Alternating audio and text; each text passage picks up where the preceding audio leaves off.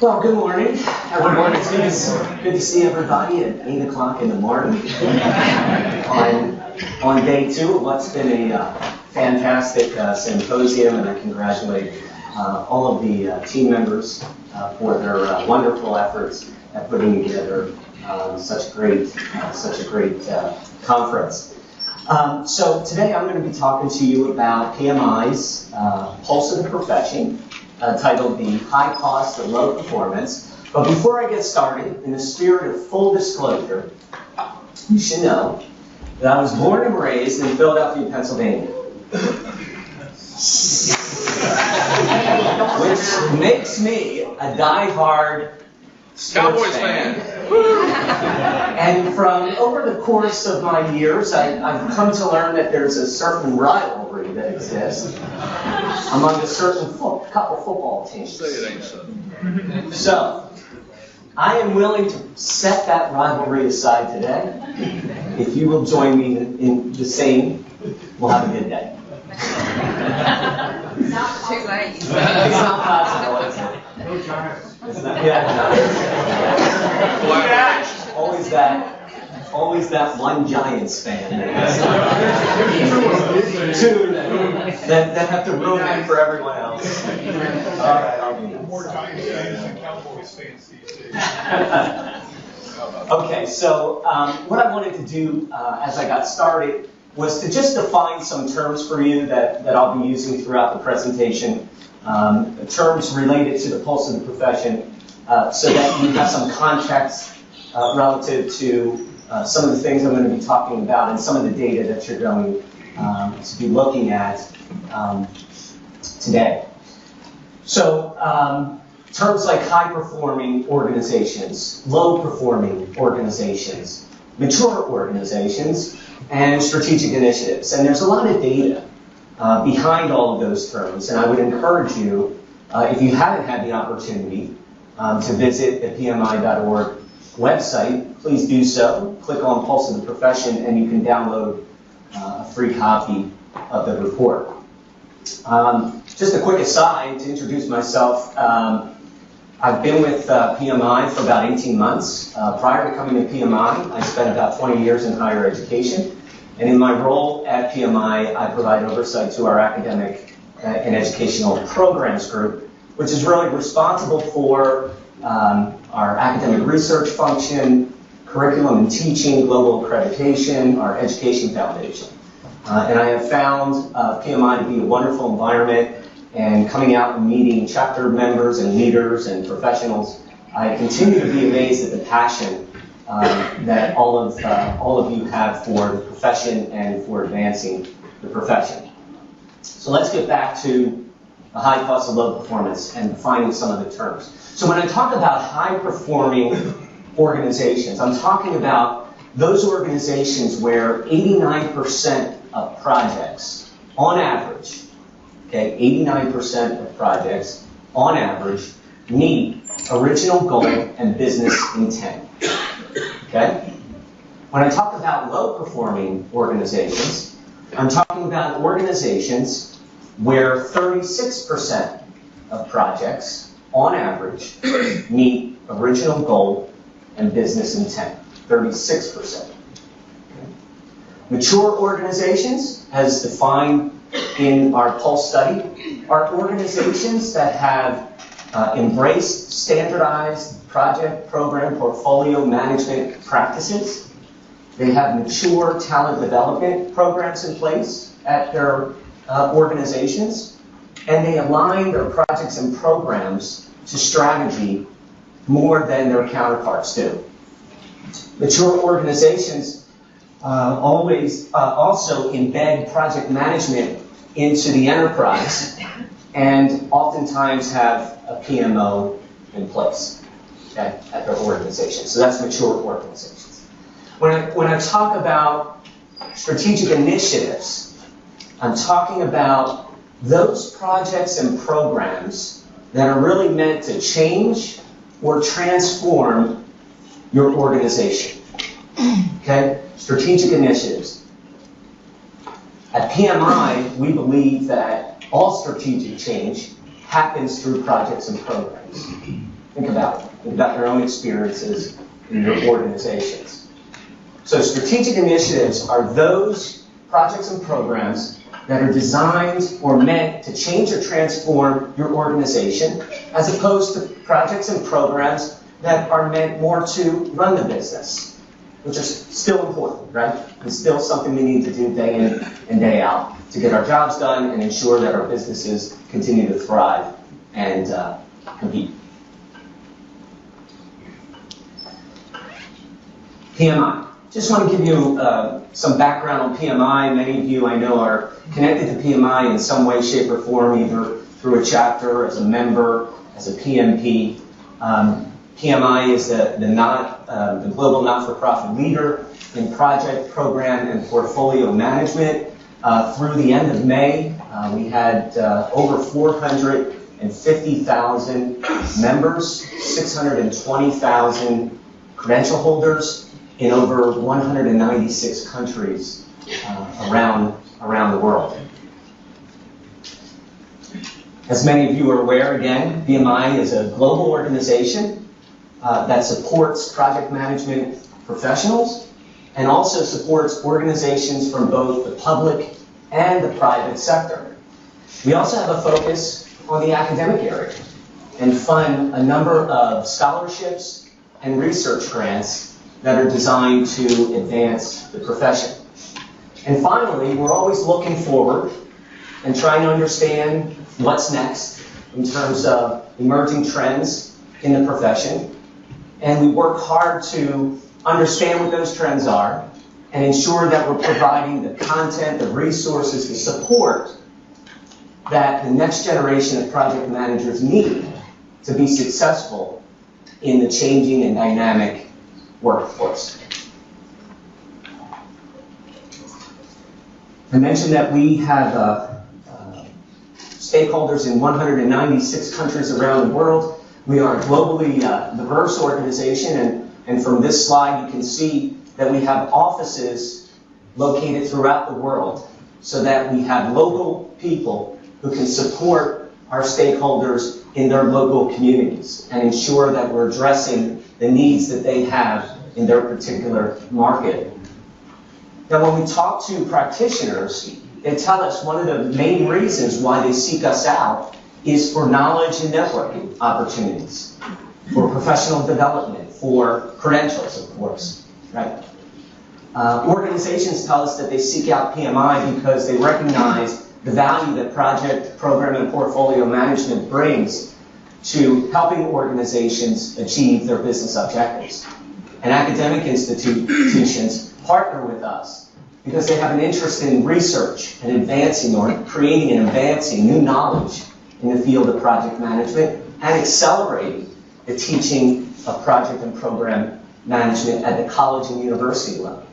And UTD is a great example of a wonderful project management master's program led by Jim Zott. Okay. So let's shift to the Pulse of the Profession report. How many of you, just a quick show of hands, how many of you are familiar with the Pulse of the Profession report? Oh, fantastic. So maybe I can throw some questions out and test it. Just kidding. Okay. So the Pulse of the Profession. One of the ways that PMI provides value is by publishing the Pulse of the Profession. This is an annual benchmarking report that identifies and reports on the emerging trends in project, program, and portfolio management. So I want to talk a little bit about what the Pulse of the Profession is and how it provides value to organizations and to you as practitioners. Well, first, the Pulse is PMI's thought leadership platform, and as such, PMI invests a lot of resources and effort and time into going out and collecting data and insights from practitioners, organizational leaders, and governments from around the world as it pertains to project, program, and portfolio management. We also spend time collecting insights from third-party organizations that have something to say about project management. Organizations like IBM, the Economist Intelligence Unit, McKinsey, PwC, so forth. So we take all that insight, all that data, and we bring it together, and what we're able to produce is a powerful tool that organizations and practitioners can use to help them understand what it takes to be a high-performing organization as it pertains to project, program, and portfolio management capabilities. So again, I would encourage you to take a look at the report. If you haven't seen it yet, there's a lot more data in it than what I'm going to cover today. It's a delicate balance between giving you information and throwing a bunch of numbers and statistics at you, and I'll throw a few, but there's a lot of good information in the report that I think you might find helpful for you personally, but also as you go back to your organization and talk to your organization leaders. It's good information to have. So what do we know about the pulse of the profession? What does it tell us? The imperative is clear, the chasm is wide, the answer is strategic focus. And what I mean by that is Pulse research has increasingly told us, has consistently told us, that by increasing your project and program success, you're improving your organization's ability to compete and thrive. Right? It's that simple. Increasing project and program success will allow your organization to compete and thrive in today's global marketplace. And this year, the message is pretty clear that we're trying to send to our stakeholders, our organization leaders, and C-suite executives in particular, who sometimes don't get it, right? It's time to act. Organizations need to act. The research shows that, the research from the Pulse shows that there is a lot of chasm that exists between what organizations know they should be doing, that is aligning their high priority initiatives with strategy, and then what they're actually doing on a day in and day out basis. There's a wide gap, a wide gap. Consider this data point from the survey. Only 9% of organizations rate themselves as excellent at executing initiatives to deliver strategic objectives. Only 9%. Okay? So what I want us to consider today is the cause behind this gap and what organizations can do to help drive success. We'll talk about that a little bit. So the imperative is clear. We know that it's time for organizations to focus on improving their capabilities in project, program, and portfolio management. IBM, I don't know if anyone is connected with IBM here. Usually there's someone. IBM in 2013 completed a C-suite study where they talked to more than 4,000 C-suite executives from organizations around the world. And it found that CEOs and executives are really rethinking the way they develop organizational strategy. And the main reason why they're rethinking it is because there's been a shift in consumer demand, a shift in consumer expectations, and that's really causing organizations to have to rethink how they develop relationships with their customers in order to meet their needs and stay competitive. Social media, the internet, online, whatever, anything online, is really changing the way that organizations develop relationships and interact with their customers. So CEOs need to understand that in order to succeed, they need to have the customer front and center of their strategy development activities. Couple other key findings from the survey. Within 3 to 5 years, CEOs expect to include customers in every part of their business, including strategy development. And 9 out of 10 CEOs in this study expect to collaborate with their customers extensively. So it's really, really interesting data. So we have a gap. We have a problem relative to what organizations know they should be doing and what they're doing. And we know that organizations are not aligning their projects and programs to strategy. And the reason why we know it is because they're telling us this themselves through this report. So what happens when projects are not aligned to your strategy? Well, based on this study, only 42% indicated a high alignment of projects to strategy. 44% of strategic initiatives are unsuccessful. That's a lot. 44% of strategic initiatives designed to change and transform your business, comes down to a coin toss in terms of whether or not it's going to be successful. That's not good. And what's most alarming to me is this last one. Only 15% of organizations report high organizational agility. So you may be sitting there saying, what's organizational agility? Because that was a term that I did not define. So I'll define it for you. When I talk about organizational agility, I'm talking about the capability of an organization to maintain its competitive edge by responding faster to market conditions while maintaining a high level of efficiency and high level of customer satisfaction. So when you look at the data, and you look at the fact that only 15% of organizations report high organization agility, you can conclude that there's about 85% that may not be agile enough to respond to the business environment, as I outlined just a couple minutes ago, changing consumer demands and expectations. That's a real problem. And that's a great message that I think you can take back to your leaders and begin a dialogue about how you can move forward, perhaps in small steps, to begin to develop the capabilities that will help get your organization to perform at a higher level. So the answer is strategic focus. Basically comes down to this: process, people, outcomes.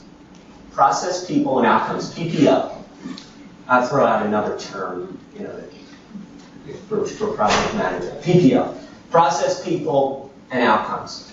So the organizations need to focus their efforts on these 4 areas in order to be successful. And I'm going to come back to these 4 areas in just a few minutes, but I thought I would highlight some findings from the report that I think you might find interesting. The chart on the left reports on project success with high alignment of projects to organizational strategy, and what we find is projects with high alignment to strategy have a 71% success rate compared to 48% without this in place. And we're also segmenting this a little bit and looking at strategic initiative success in particular with high alignment of projects to organization strategy, and we're seeing that 73% of your strategic initiatives are successful if you align those initiatives to your overall strategy. Now that's much better than 44 or 56% success rate of strategic initiatives, right? So certainly the alignment plays a key factor in helping your overall organization achieve its strategic objectives. Economy. And this is a snapshot of global GDP. We are seeing improvements in the economy, but we're cautiously optimistic.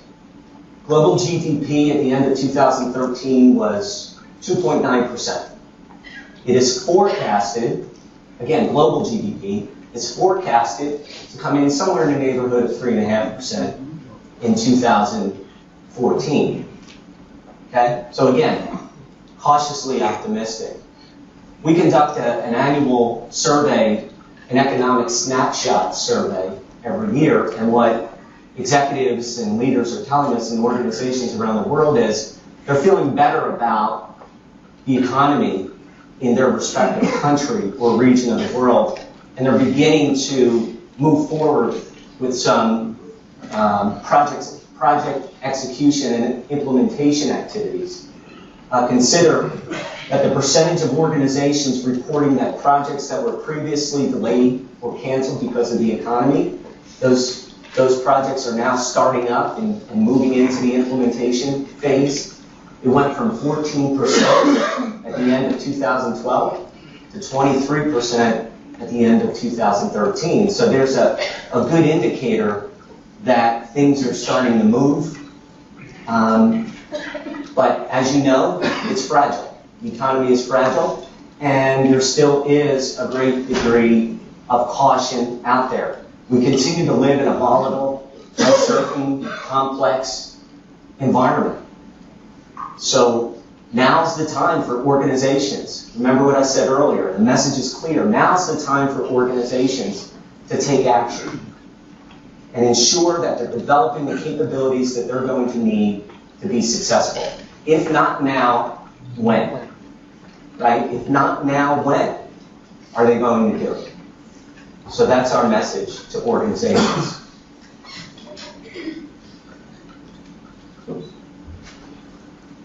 So the numbers tell a story. And for those of you that are planning to go back and share some of your learnings from this symposium with your leaders, this is one that you want to take back. Because one of the key challenges we have is ensuring that we're able to communicate to our leaders in a language that they understand. They understand dollars and cents. So what this data tells you is the potential money wasted when you don't have mature project program and portfolio management practices in place and you don't align your projects and programs to strategy. We have 3 years worth of data here. In 2012, $120 million wasted on every $1 billion invested in projects globally. It's 12%. It's a lot of waste. 2013 didn't get any better. $135 million wasted on every $1 billion invested in projects. 13.5%. That's a lot. 2014, and I know we're in 2014, but the year up there means the date of the report, so this really is through the end of 2013. 109 million wasted on every 1 billion in projects, invested in projects. Better, but still not great, right? Almost 11%. So we know 1 year certainly doesn't make a trend, but we are feeling a little bit better that the number did go down year over year. And we wanted to understand why that was the case. And what we learned from the report and from the information that we were able to gather and glean from our stakeholders is one of the reasons why we're seeing some improvement in this area is because more organizations are establishing PMOs at their organizations. In 2006, 60% of organizations responding to our survey had a PMO in place. In 2013, it was 70%. So that's good. That's a good increase. We'd like to see it higher, right? But equally important is PMO directors are telling us that they're being asked to think more strategically and to contribute more strategically than they have been in the past. That's a good sign. That's a good sign for our profession. And they're saying and reporting that they're seeing careful attention being paid to aligning projects and programs with strategy. So that's a good thing. And there are the messages, again, that I think you can take back to your organization leaders to help them understand the urgency necessary to begin to see improvement. I talked earlier about the chasm, the gap. And I talked about strategic initiatives. There's strategic initiatives and there's projects, and it's important that those initiatives and projects are aligned to strategy. It's time for organizations to do something. Their competition certainly is. And again, I think it's a call to action to you and your colleagues to take these messages back to your leaders. 58% of projects are not highly aligned to org strategy. 44% of initiatives are unsuccessful, and only 15% of organizations report high organization agility. We can do better. So, how do we get there? How do we drive success? I talked earlier about process, people, outcomes, and I apologize if you can't read it, but I'm going to talk about it. You can't read the words up there, but I'm going to talk about it anyway. So it really starts with process maturity. And when we talk about process maturity, we're talking about understanding the value of project management, having a PMO in place, using standardized PM practices, and improving your maturity in project program and portfolio management. Now, this isn't just about saying, hey, we're going to hire a project manager. Check. Hey, we're going to establish a PMO. Check. Right? And then the PMO, the PMs are stuffed in a corner somewhere, and nobody knows who they are and what they do, and the value they contribute to the organization. That's not what we're talking about here, right? We're talking about legitimizing the project manager role and the profession in the organization, legitimizing it, valuing it, and understanding the usefulness in helping organizations achieve their objectives. Second, talent management. It's always about the people. At the end of the day, no matter what business you're in, it's all about having the right people executing the right projects at the right time. Talent management is critically important to the overall success of an organization. And organizations that have ongoing training and formal processes in place to develop their people are going to see better results than organizations that don't take the time or don't want to invest in their people. Okay. Change management. Change always has to be worked in somewhere, right? Change management.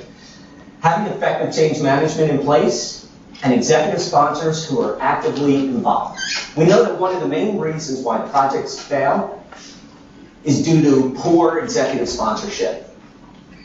So when we talk about executive sponsors who are actively involved, some of you may be saying, I don't want them anywhere near my project. Right? They're just going to get in the way and mess it up, right? So what I'm talking about here is executive sponsors that are not micromanaging. We don't want our executive sponsors to micromanage, but rather we need executive sponsors who are champions of that project, particularly when they're sitting at the executive table in the conference room. You want them to be your champion. We want executive sponsors who are going to make sure that you and your team have the resources that they need to get the project done, right? And we want to make sure executive sponsors are keeping the focus on the objective and preventing scope creep and other types of things, right? So we want actively involved sponsors. And last but not least, outcomes, benefit realization, increasing maturity of benefit realization in the organization. Organizations do not do projects because they can. They do projects because they expect an outcome that's going to help them achieve their strategic objectives. And as project managers, we need to be constantly mindful of the importance of talking about what the benefits, what expected benefits are to come out of a project that we're working on. How are you going to measure that? Right? How are you going to measure it? And then what do you learn from it moving forward? So it's important that you're identifying that early on and you're communicating it all along the project path. so that executives understand and can see the value that's coming from the projects that you are implementing. There's a great case study in the area of talent management that I wanted to highlight. Should be familiar to many of you, related to a defined career path. MD Anderson Cancer Center. They've done a great job with their talent management program. And when they launched their PMO, they defined competencies, skills, experience required to be a project professional and aligned them with the IT project management career ladder. So in essence, they legitimized and professionalized the project manager role at their organization. They combined that with training, development, tuition assistance, career pathing, and it paid dividends for them. You can see Patty Lane, PMP, Director of Project Support and Coordination Services, what she had to say about it. Talent management gives you a competitive advantage because when people come knocking on the doors, trying to get your best people, you don't want them to leave. You need to give them a reason to stay.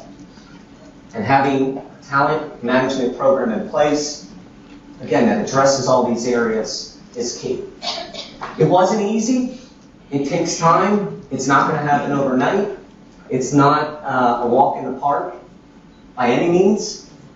Just like any job at any organization, if you want to establish a new position or a new role, you have to really support and justify the value that that position or that role is going to bring to the organization. And MD Anderson did a nice job doing that. It took a lot of time, a lot of communication with executives and leaders and so forth, but they got it done. They also did an interesting test where they looked at the project performance of projects that were managed by part-time accidental project managers, and they compared that to project performance of projects that were managed by full-time professional project managers. And not surprisingly, who had better results? The full-time professional project managers. So that's how they built the case. And they had to have executive support to do it. They had to have executive support to do it. Okay.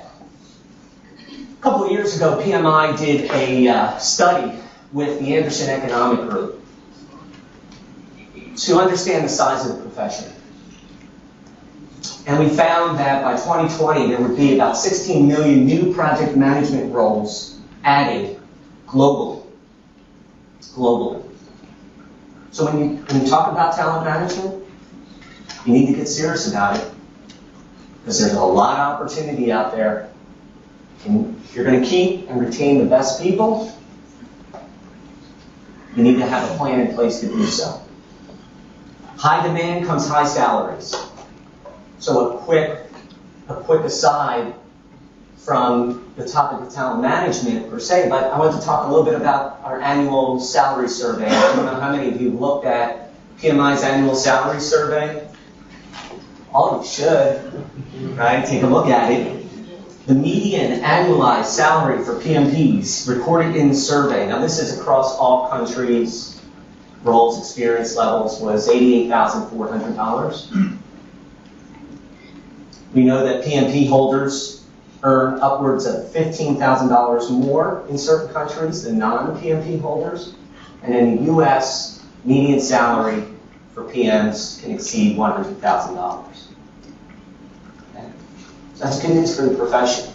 Good news for the profession, but underscores the importance of having good talent management programs in place.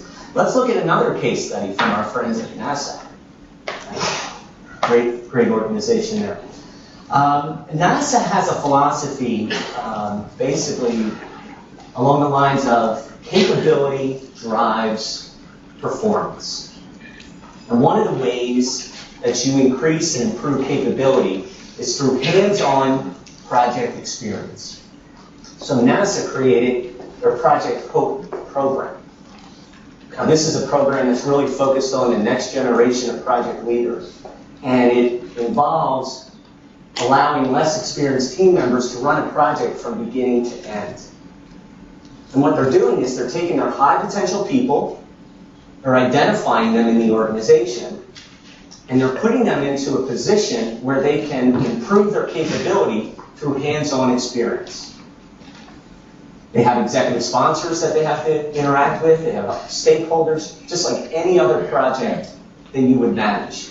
These less experienced team members are getting that opportunity with the expectation that as their capability improves, NASA's going to be able to put them and use them in other projects with higher levels of complexity. That's going to be important for the long-term stability, sustainability of NASA. So there's some really good examples out there of organizations doing some really great things with talent management and talent development. I talked earlier about the fact that this wouldn't be a presentation on project management without mentioning change. And so let's talk about it for just a second. We know that change is happening at an accelerated pace. We know that being able to manage the change effectively is really the difference between being successful or not. And we also know that change comes down to people. We know that people can enable change and make it work, and people can stymie change and make us fail. Right? So, part of the pulse data that we looked at the percentage of high performers with change management practices in place. And we found that, no surprise, 81% of the high-performing organizations in the study have projects with active sponsors. 42% have change management effectiveness processes in place. And then we looked at the success of strategic initiatives. And again, our philosophy is all change happens through projects and programs. So strategic initiatives are all about change and transforming the business. So we wanted to look at the correlation between having change management practices in place and the success of strategic initiatives. And of course, we see 66% success rate of strategic initiatives with organizations that have active sponsors, 69% with those organizations that have change management effectiveness processes in place. So the imperative is clear. Earlier, I started the presentation by saying high-performing organizations are organizations where 89% of projects, on average, meet original goal and business intent. High-performing organizations also see higher success rates in meeting strategic initiatives versus lower-performing organizations. In terms of organization agility, high-performing organizations have higher organizational agility than low-performing organizations. So what's the message? What is the message that I want to leave you with today to sum up what we talked about? We think it's pretty clear. Improving alignment of your initiatives impacts your success and the success of the organization. That's been very clear. And we want organizations to take action to ensure that they're getting the results they need and fewer dollars are wasted.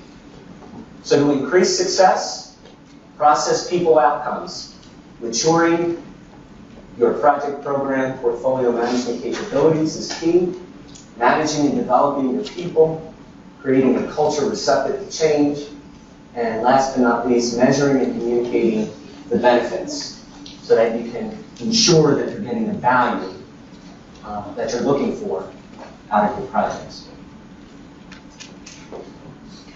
Winston Churchill. Oh, that's a nice picture.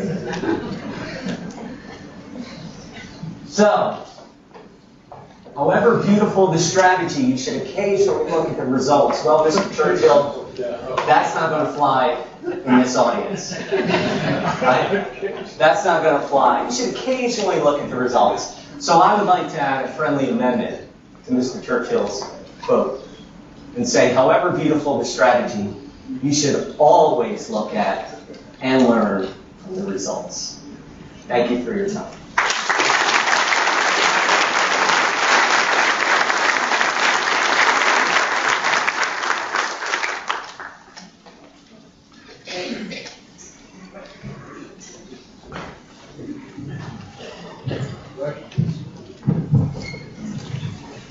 I'm going to take questions, right?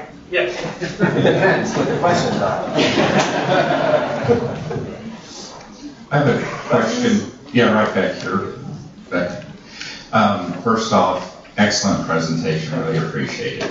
I guess my question is this. So a lot of this information is not new, right? We've seen this over and over. The evidence is clear. If you manage your projects and you invest in that, you get good results. So why do organizations continue to do this? Is it a lack of leadership? We got the wrong folks being able to drive to that? Is it that they're too short-term thinkers, that their compensation is tied to short-term thinking?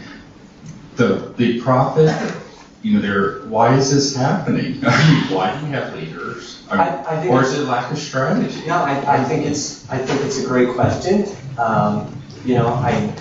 We struggle with this all the time because, we're in it day in and day out. We see it. It's right in front of our eyes.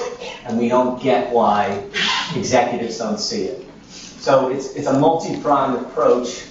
PMI and the work we do through our organization markets with reaching out and bringing organization leaders together as well as government to try to really advocate for the value of project and program management. There's some of the things that we're doing to try to change the culture. When we talk to executives, this might sound like a simple response, they just don't get it, right? They don't make the connection. They see project management as some tactical thing that gets done down here. And that's a real challenge. So I think that this is a challenge that many of us deal with at different levels. I'm sure some of you work in organizations where your maturity from a project, program, and portfolio management is pretty good, and you feel pretty good. And I'm sure you're at other organizations where you're looking at this saying, oh my gosh, how are we ever going to do this? Or that's me, we're the low performer there. And I really think it comes back to continuing to deliver the messages. You can't say it enough. It's really about impacting and influencing the C-suite executives. And I think that it's not going to happen overnight. They're not going to go from having no PM capability to having a PMO in 1 year. But it would be nice if you didn't have any professional project management capability and you were able to secure someone, start to begin to build that value. And it really comes back to benefits realization. Show me the evidence that this is going to provide value, right? I think that's what it's about. So we're going to keep talking about it until executives get it. And I can tell you that as the professional association, a lot of our work is at that level, where we're trying to influence executives and organizations to get them to understand the value that project and program management brings to their organizations. So I certainly empathize and can sympathize with your frustration, but it's not going to happen overnight. Yeah. I think there were other questions. Hello, I'm Brad Manajek, and thank you so much for joining us here today. Sure. I'd like to pose a two-part question for you, and the first one's rather difficult, and the second one should be a clean cut for you. Okay. So basically, I want to dovetail off what that gentleman just said up there. This is nothing new. When I won Teacher of the Year 8 years ago at the largest private university, this is the message I was sharing. Everybody appeared to know it then, and they should know it now. Where I'm going to is leadership starts from the top. Leadership are the C-levels, especially the CEO. What I'm beginning to wonder is the traits and the characteristics and the personalities of those people that achieve that high level in organization make reality become what they believe it should be. For example, Steve Jobs. So my question for you is that those narcissistic tendencies that those people that do get to C-level drive to them not wanting to listen to the customers, not wanting to promote the right projects because they just decided it's right. And as a follow-up, let's say you're a project manager and you get one of these done projects that don't align with the vision, they don't align with the mission, and you know it's a total waste of money. You know it's an executive mandate. How, as just a project manager trying to put your food on the table at night, how do you say no? Was the second question the cream puff? Which one was easier? I don't know if I'm going to take on Steve Jobs right now, to be honest with you, but that's interesting. Well, I can tell you, I mean, you raised a lot of what you're talking about there. We talk about all the time at PMI. You know, take your typical CEO. Where are they educated? You know, one of the top business schools, right?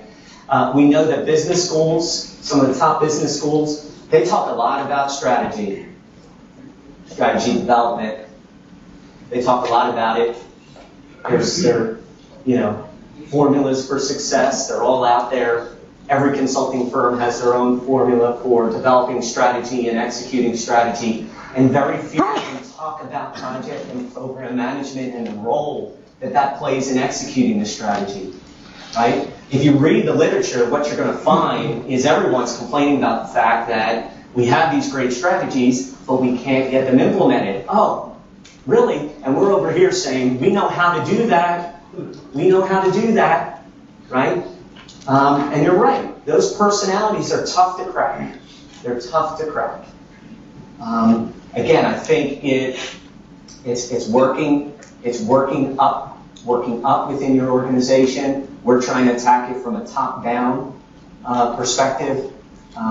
If you're in a position to influence your top-level executives, by golly, you should take advantage of that. In terms of doing a project that you see shaping up to be a train wreck, right? But the executives can't see it. What do? Well, your risk register should kind of point out all that information, right? You're going to want to make sure that you capture that information, capture those risks, and make sure that people get. Listen? Excellent answer. Yeah. Just follow the process. Yeah. You got to follow the process and make sure you're bringing the visibility to the risk, just like you need to bring the visibility to the benefits that you're realizing from the projects that you do that are good and are making an impact. Yes, I have the microphone now. I was going to suggest to you what you were discussing with the issues of process maturity and establishing PMOs. That's kind of an issue that, or it is an issue that the SEI looked at several years ago. And looking at the cost of implementing a PMO versus the benefits, you showed benefits, but you didn't show cost. So the way the SEI looked at it was a return on investment. And so I think the PMI could probably assist the organizations that are trying to establish PMOs by publishing a cost-benefit analysis and also looking at what the SEI did was they looked at the cost-benefit analysis as maturity level grew. So, and normally I think for level 2 organizations, level 3 organizations, it was about 7-to-1. And it increased from that point. Anyway, I think that's a great suggestion, comment, good observation.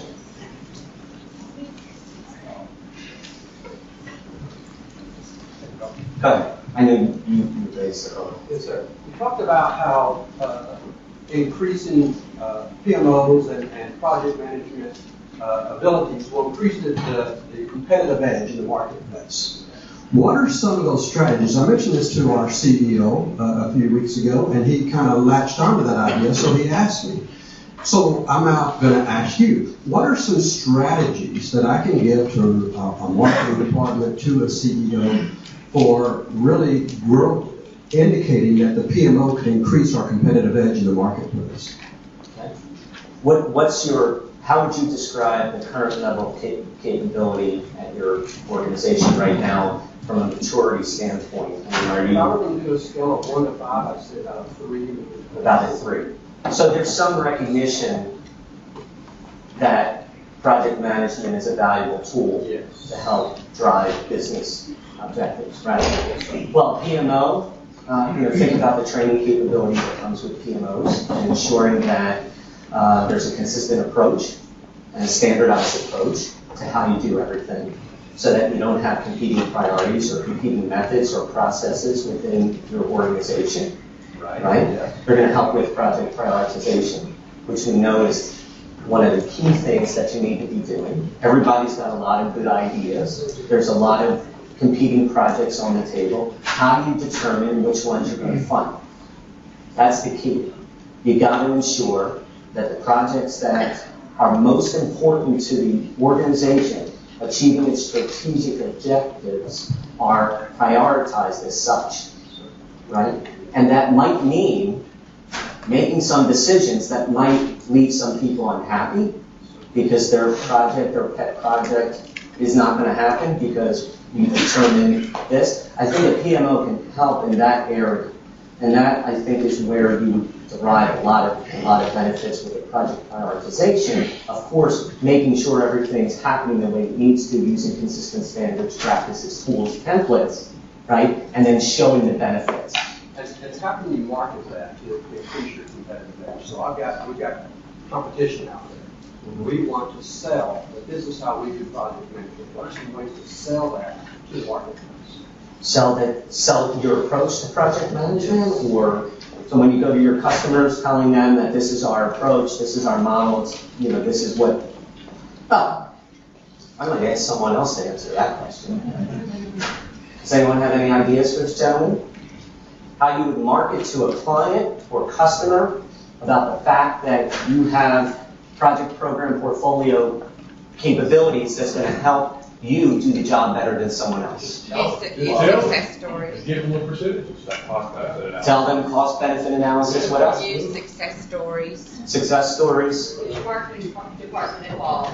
Get the marketers. Take a look at the book on the table out there called The Compendium of PMO Case Studies. There's 11 companies that are doing that. Right there.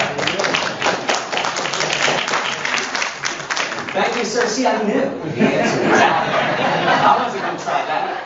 Because that was no cream puff. You already had your question. You're done. Oh, his answer? Check the table outside. There's a book on that highlights 11 organizations that have done just that. The Compendium of PMO Case Studies. Whoa! Case studies. I'm an author.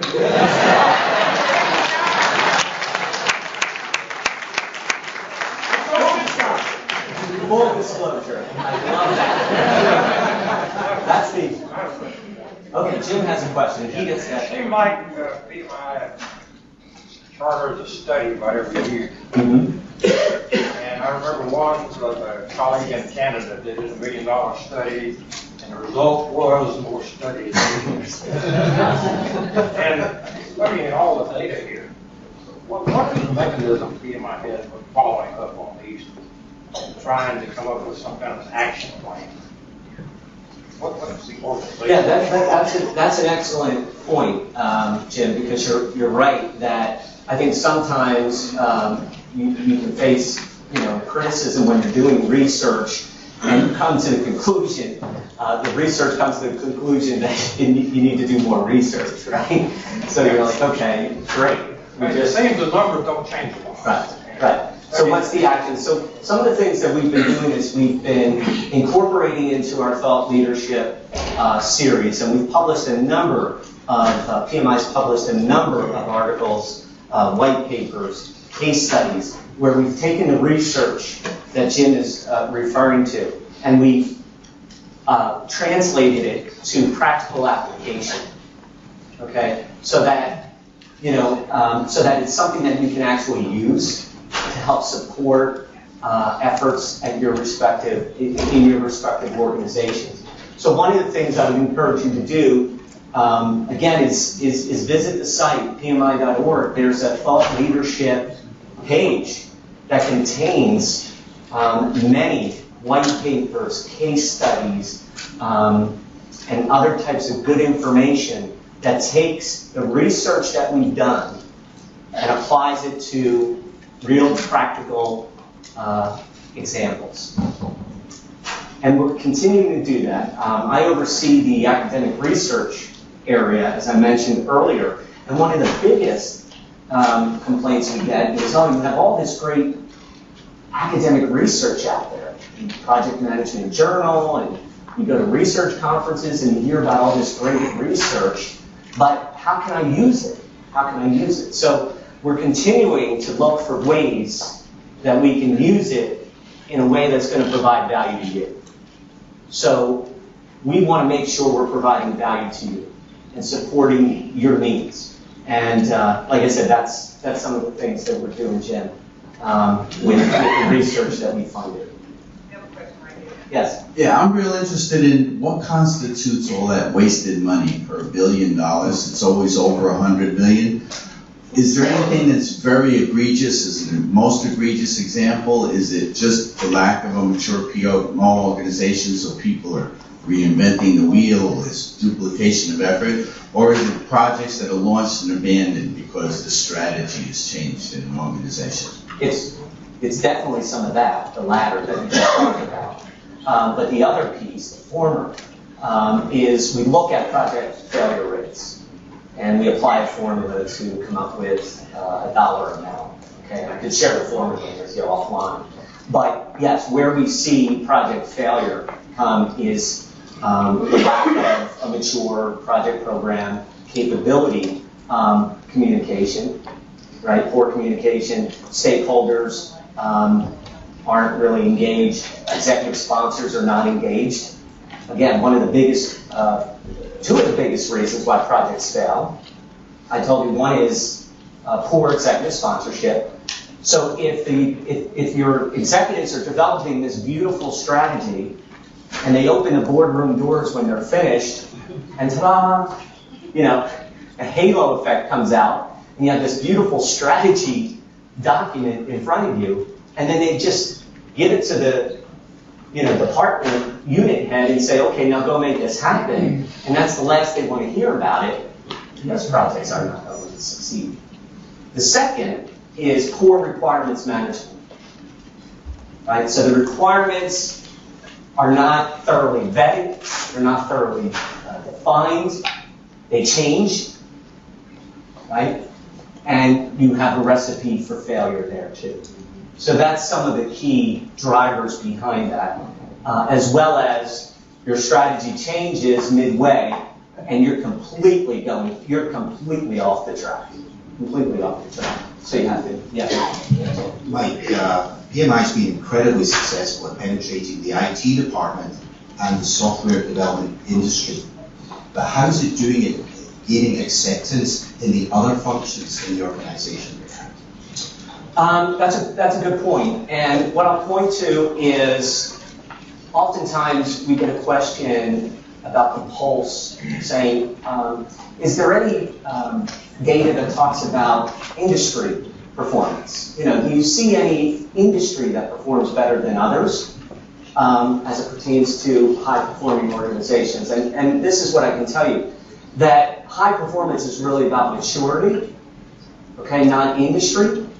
Okay, so you can have high-performing organizations in any industry, but I can tell you that those industries that have the most maturity are IT. So to your point, but we're also seeing maturity in telecom and the financial services sector more and more. Okay, so there's hands going. And just to complement your presentation, don't forget the implementing organizational project management guide that the PMI published this year. Yes. So there's also that book in the table. Oh, are you an author? I'm not co-author of that. Does anyone else have a book they want to or plug? Yeah. We can do. I'm writing a book on Agile. A publisher just gave me a contract for it. It'll be coming out in January. Just look for my name on that. It'll be the best book on Agile ever written. There you go. I'm looking forward to that. Jim, am I done?